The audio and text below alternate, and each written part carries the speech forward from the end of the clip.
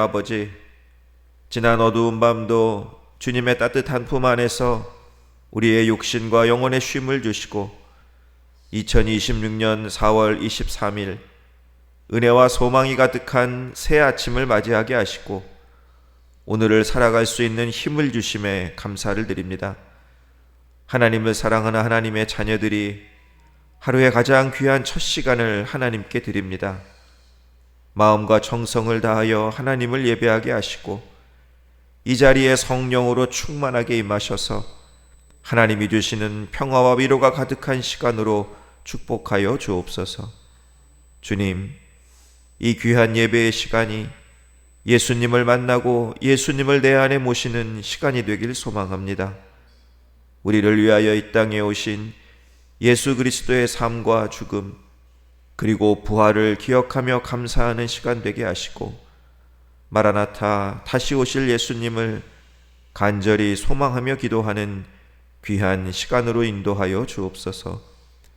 주님께서는 두려움에 사로잡힌 제자들에게 나타나셔서 너희에게 평강이 있을지어다 말씀해 주셨습니다.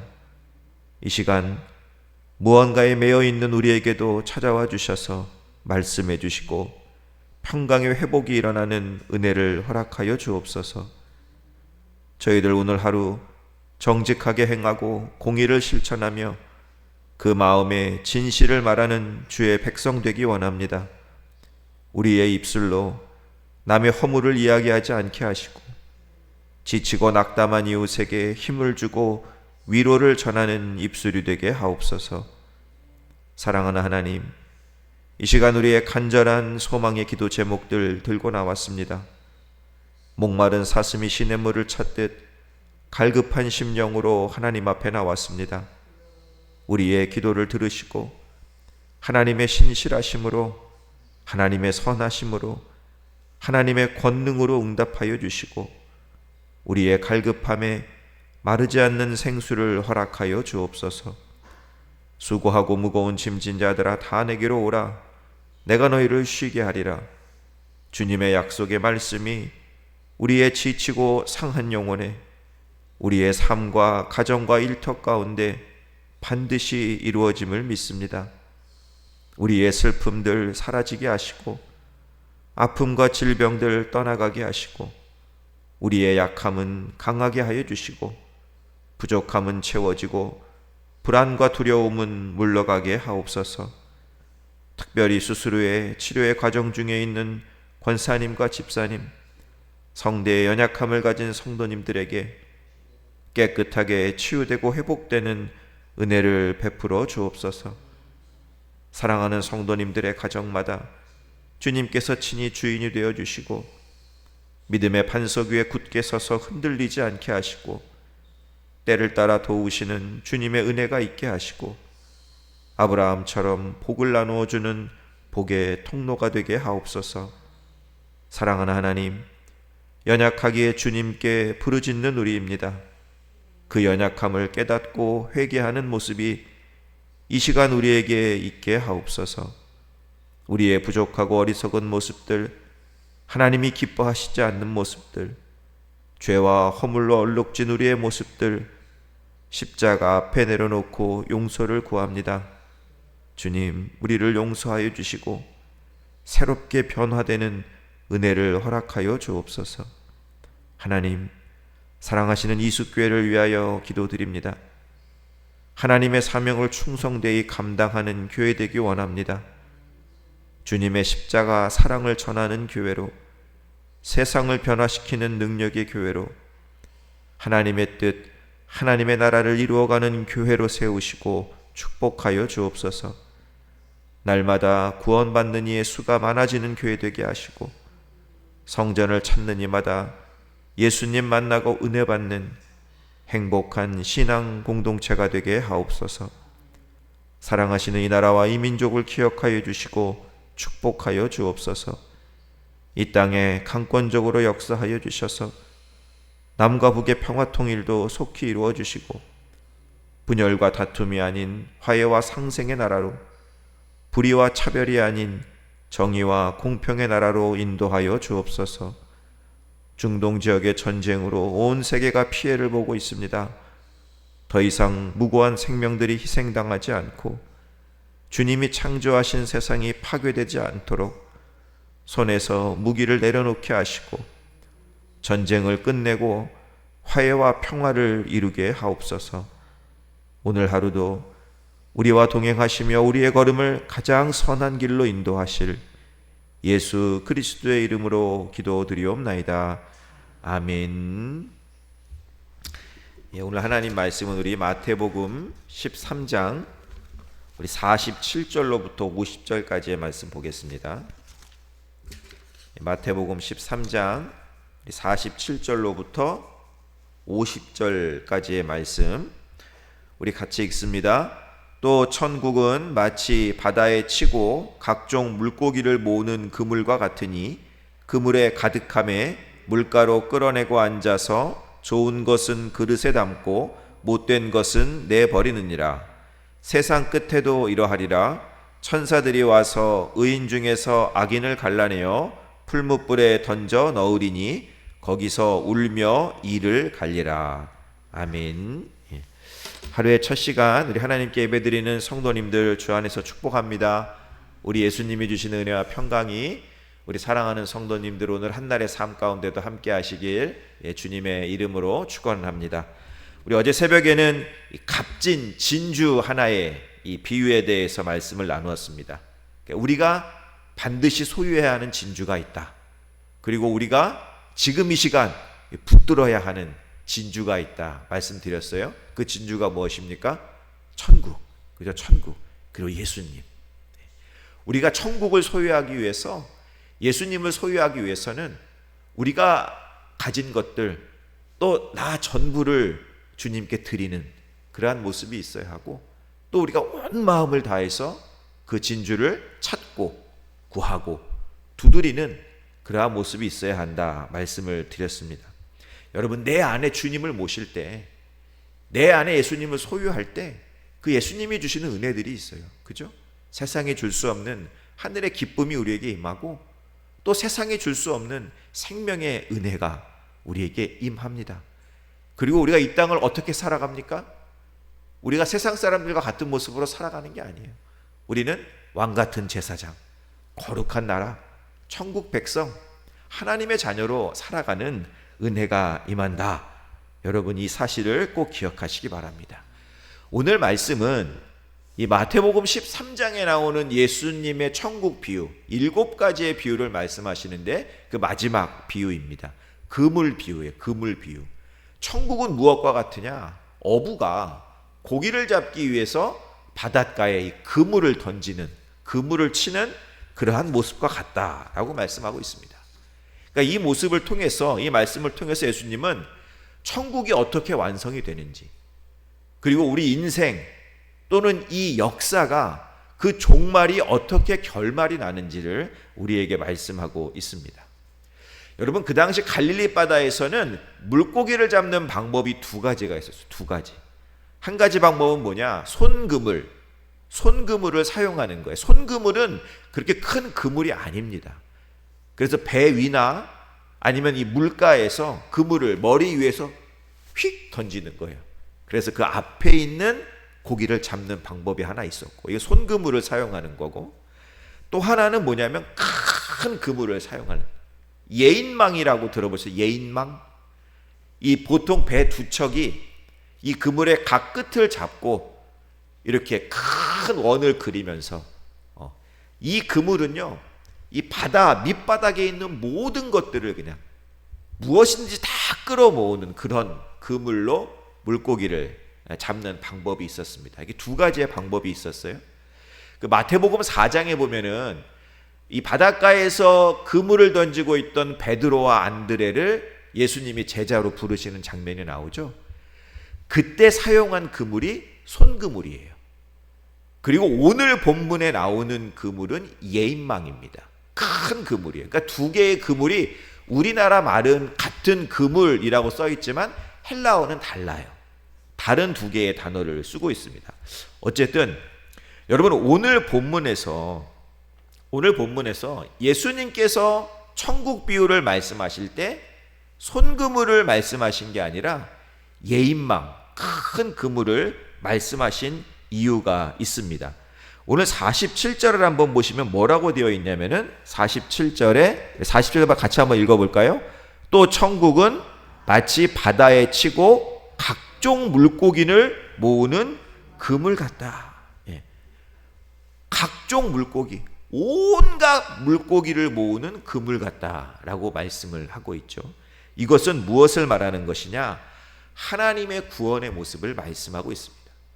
여러분, 하나님은 어떤 특정한 민족만 구원하는 게 아니에요. 유대인만 구원하시는 하나님이 아닙니다. 하나님의 구원은 온 세상 모든 민족에게 허락된, 열려있는, 제한이 없는 구원이라는 거예요. 큰 그물이 이 고기도 잡고 저 고기도 잡고 모든 그물을 끌어 모으듯이 하나님도 마찬가지. 하나님도 만민을 향한 구원의 계획을 가지시고 온 세상을 구원하시는 하나님이시다라는 것을 우리에게 말씀하고 있습니다. 또 하나, 이 예인망의 비유를 통해서 우리에게 말씀하시는 것은 무엇이냐? 우리를 향한 하나님의 적극적인 의지, 하나님의 적극적인 사랑을 우리에게 말씀하고 있습니다. 여러분, 물고기가 자기 스스로 그물을 찾아가나요? 난 저 그물 속에 들어가야지 이러고 물고기가 그물을 찾아가요? 그렇지 않죠. 물고기는 어부가 잡는 거예요. 어부가 내가 이 물고기를 잡아야겠다라는 계획을 가지고 준비를 하고 작정을 하고 그리고 그물을 펼쳐서 그 그물을 끌어당기는 거잖아요. 그래서 물고기가 잡히는 거예요. 물고기가 아니라 어부가 한다는 거예요. 우리를 향한 하나님의 구원 사역도 이와 같습니다. 우리가 하나님을 먼저 찾은 게 아니라는 거예요. 하나님이 저와 여러분을 먼저 찾으시는 거예요. 하나님이 그물을 쳐요. 그리고 당신의 백성들이 하나님의 품으로 돌아올 수 있도록 그 그물을 끌어당기시는 거예요. 당신에게로. 지금 저와 여러분이 이 자리에 앉아 있는 것, 여러분 네 발로 걸어와 앉아 있는 것 같지만 그렇지 않아요. 우리가 어디에 걸려서 여기에 온 거예요? 하나님의 사랑의 예인망, 하나님의 펼치신 사랑의 그물에 우리가 걸려 들었기 때문에 우리가 이 자리에 나와 앉아 있는 것이고 하나님의 말씀을 듣는 것이고 하나님께 예배를 드리는 것입니다. 우리도 하나님 사랑하죠? 그런데 하나님은 우리를 훨씬 더 많이 사랑하세요. 훨씬 더 적극적으로 우리를 사랑하시는 분이 하나님이십니다. 사랑의 시작은 하나님에게 있는 거예요. 나에게 있는 게 아니라 하나님에게 있다. 무엇보다도 여러분, 우리 하나님의 사랑은 생명을 아끼지 않는 사랑입니다.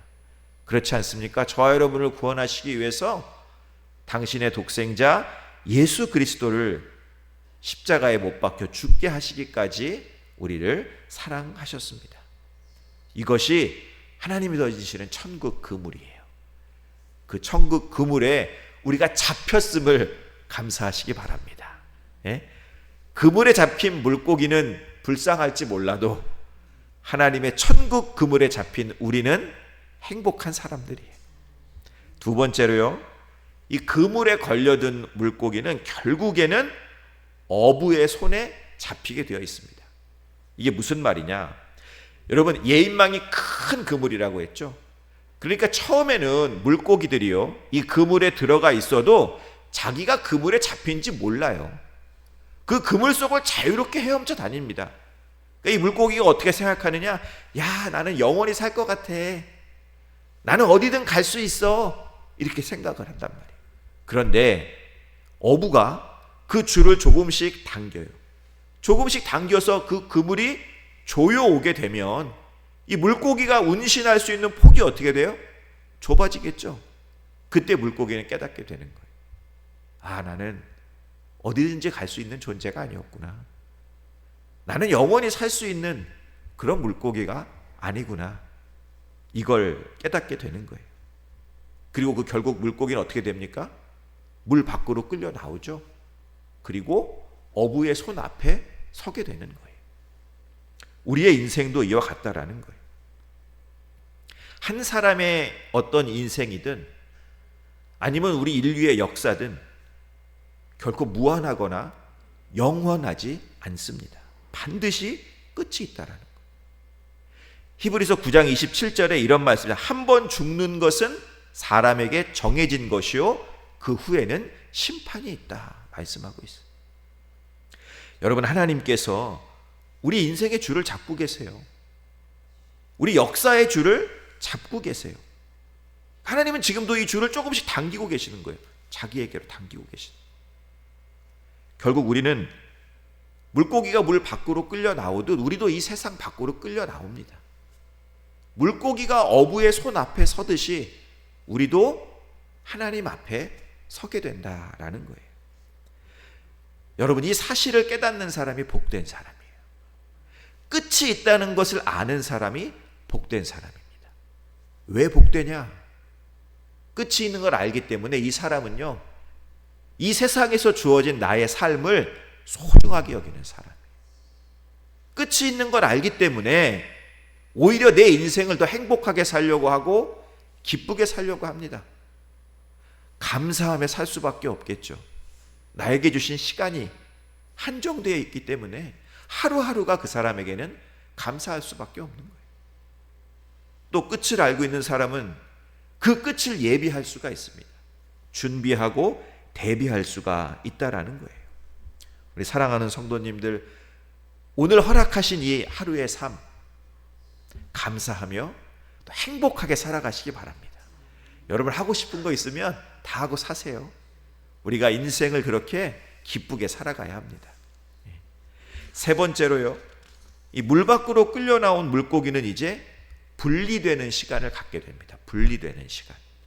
48절을 한번 보십시오. 그물에 가득함에 물가로 끌어내고 앉아서 좋은 것은 그릇에 담고 못된 것은 내버리느니라.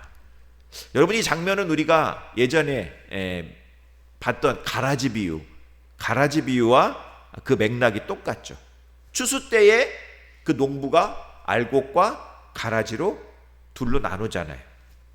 마찬가지로 오늘도 이 어부가 좋은 물고기와 나쁜 물고기로 나누고 있는 것을 보게 됩니다. 여러분, 성경은 마지막 때에 반드시 둘로 나뉠 것이다 말씀하고 있어요. 심판의 때에 우리는 의인과 악인으로 반드시 나뉘어집니다. 중간지대라는 것은 없어요. 49절로 50절 예수님 이렇게 말씀하시죠. 세상 끝에도 이러하리라. 천사들이 와서 의인 중에서 악인을 갈라내어 풀무불에 던져 넣으리니 거기서 울며 이를 갈리라.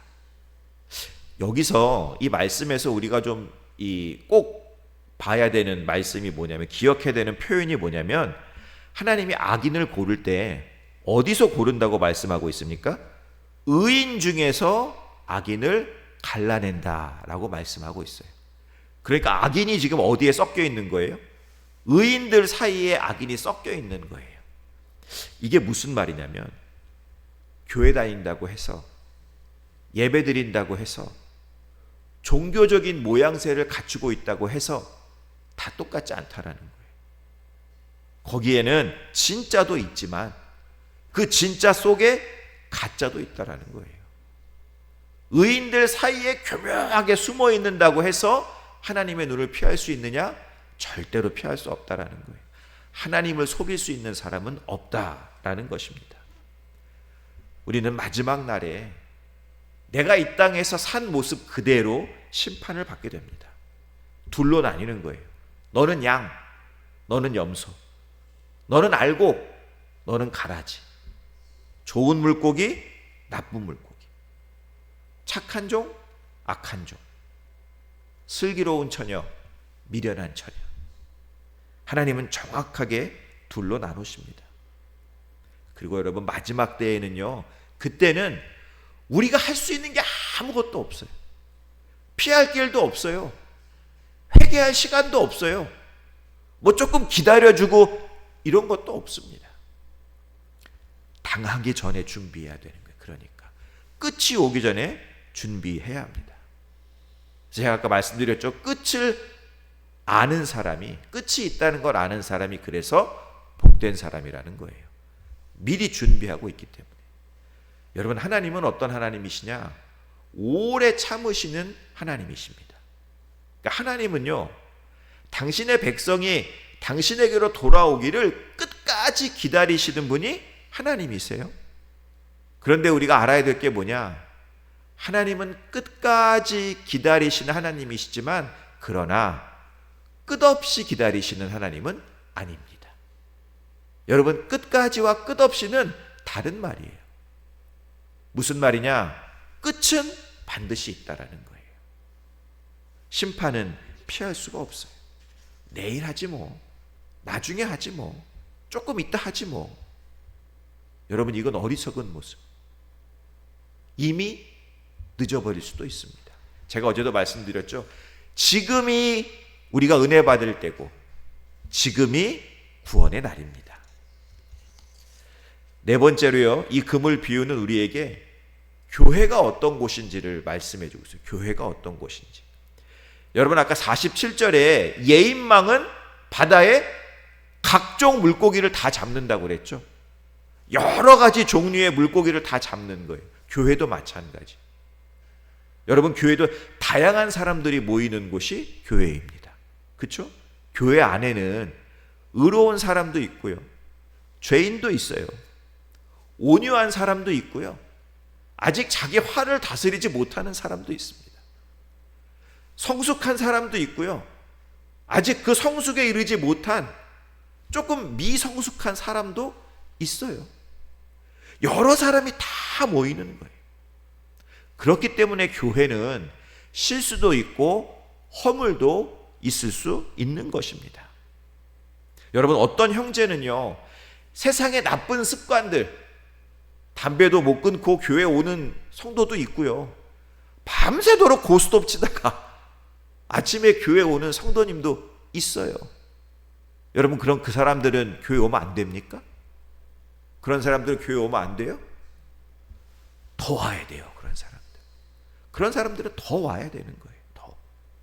그들을 비난하거나 정죄하는 곳이 교회가 아닙니다. 어떤 분이 병원에 입원을 했어요. 근데 며칠 지나서 막 화가 이만큼 나갖고 간호사를 찾아왔어요, 이 사람이. 도대체 이 병원은 왜 이 모양입니까? 아이고, 내 앞에 있는 사람은 그냥 밤새도록 기침하고, 내 옆에 있는 사람은 밤새도록 피를 흘리고, 저 환자는 말이야 밤새도록 끙끙대고, 그냥 뭔 놈의 병원이 도무지가 견딜 수가 없어요. 왜 이렇게 문제 있는 사람만 가득합니까? 그랬더니 간호사가 뭐라고 그랬겠어요? 여기 병원이에요. 병원은 아픈 사람들이 와서 치료받는 곳이니까 당연히 그런 소리가 나죠. 건강한 사람은 병원 오지 않습니다. 교회가 그렇다라는 거예요. 교회가. 우리 교회도 병원이에요. 종합병원, 영적 종합병원. 예? 여러분, 교회는요, 아무런 흠도 없고 오염도 되지 않고 그런 완벽하고 이상적인 곳이 아닙니다. 세상 사람들이 착각하는 게 이거예요. 여러분, 오히려 죄인들이 와서 용서받고 변화되는 곳이 교회입니다. 교회는 부족함도 있고 연약함도 있고 실수도 있지만 그럼에도 불구하고 하나님의 의를 이루어가는 곳이 교회예요. 교회는요, 넘어지고 또 넘어지고 또 넘어져도 넘어질 때마다 사랑받고 넘어질 때마다 용서받고 그렇게 주님 앞으로 한 걸음 한 걸음 나아가면서 변화되는 곳이 교회다라는 거예요.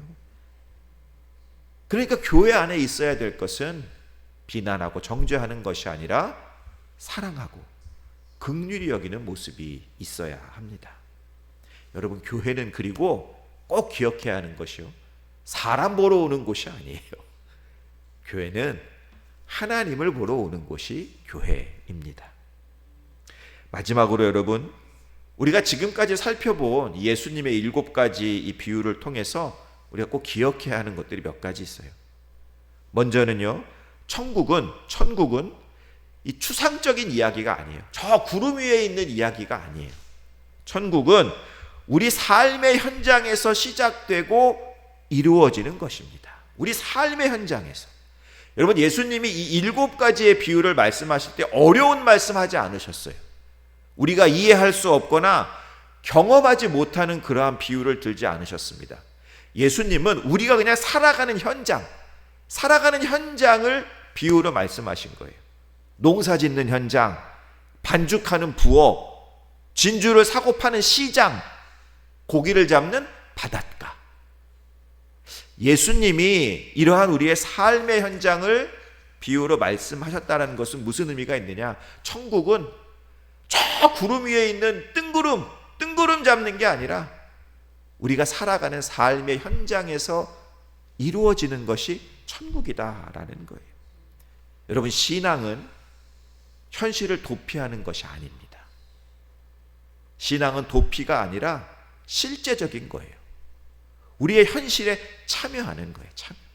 먹고 자고 직장에서 일하고 아기 낳고 설거지하고 빨래하고 이런 구체적인 삶의 현장에서 천국은 시작되고 이루어지는 거예요. 우리가 마지막 심판 때에 가야 하는 천국도 있죠. 그러나 하나님은 우리 사랑하는 성도님들의 삶의 현장에도 이루어 주시는 천국이 있음을 여러분 꼭 믿으시기 바랍니다. 두 번째로, 여러분, 천국은 생명력이 있기 때문에 천국은 성장하고 확장합니다. 우리가 지금은 작아요. 그죠? 우리가 지금은 연약해요. 그러나 우리 안에는 예수 그리스도의 생명이 있기 때문에 우리는 자라납니다. 우리 가정에 예수님의 생명이 있으면 우리 가정은 성장하게 되어 있는 거예요. 우리 이수교회에 예수님의 생명이 있기 때문에 저는 우리 이수교회가 반드시 성장하고 확장될 것을 믿습니다. 천국은 성장하는 거예요. 세 번째로, 여러분, 천국 보화가 누구예요? 예수님이죠. 우리가 예수님을 꼭 소유해야 합니다. 예수님을 내 안에 영접해야 돼요. 여러분, 내가 예수님을 소유한다는 건 무슨 말이냐? 예수님으로 가득해야 된다는 거예요. 내 생각에 예수님이 가득해야 되고, 내 마음에 예수님이 가득 차야 되고, 우리 가정에 예수님이 가득해야 되고, 우리 교회에 예수님이 가득해야 돼요. 예수님이 가득 있으면 다른 게 들어올 수 있어요? 없어요? 없어요. 이미 다 차 있는데 어떻게 들어옵니까? 예수님이 가득할 때 예수님이 주시는 은혜가 있어요. 에덴 동산의 은혜를 주십니다. 여러분, 에덴 동산은 어떤 곳이에요? 죽음이 없는 곳이에요. 영생의 은혜를 주시겠죠. 에덴 동산은 여러분 걱정과 염려가 없어요. 발가벗고 다녀도 수치스럽지가 않은 곳이 에덴 동산이에요. 하나님이 주시는 기쁨이 있다라는 거예요. 에덴 동산은 여러분 부족함이 없습니다. 우리의 인생에, 우리의 가정에 우리 하나님은 부족함이 없는 축복을 주신다라는 거예요. 누르고 흔들어 넘치도록 채워주시는 은혜가 있습니다. 마지막으로, 여러분, 반드시 심판이 있다는 것을 잊으면 안 돼요. 그죠? 우리에게는 추수하는 그날이 있고 어부가 그물을 잡아당기는 그날이 있습니다. 그때 우리는 하나님 곳간에 들어가는 알곡이 되어야 하고 주님의 바구니에 담기는 좋은 물고기가 되어야 할 것입니다. 우리 사랑하는 성도님들, 오늘 하루도 여러분 우리가 끝이 있음을 알고, 그죠?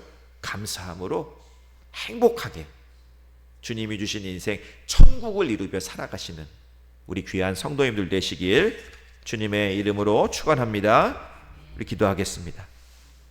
이제는 우리 주 예수 그리스도의 은혜와 하나님 아버지의 무한하신 사랑하심과 성령님의 감화 감동이로 역사하심이 우리를 천국 그물에 들어가게 하신 주님 감사합니다.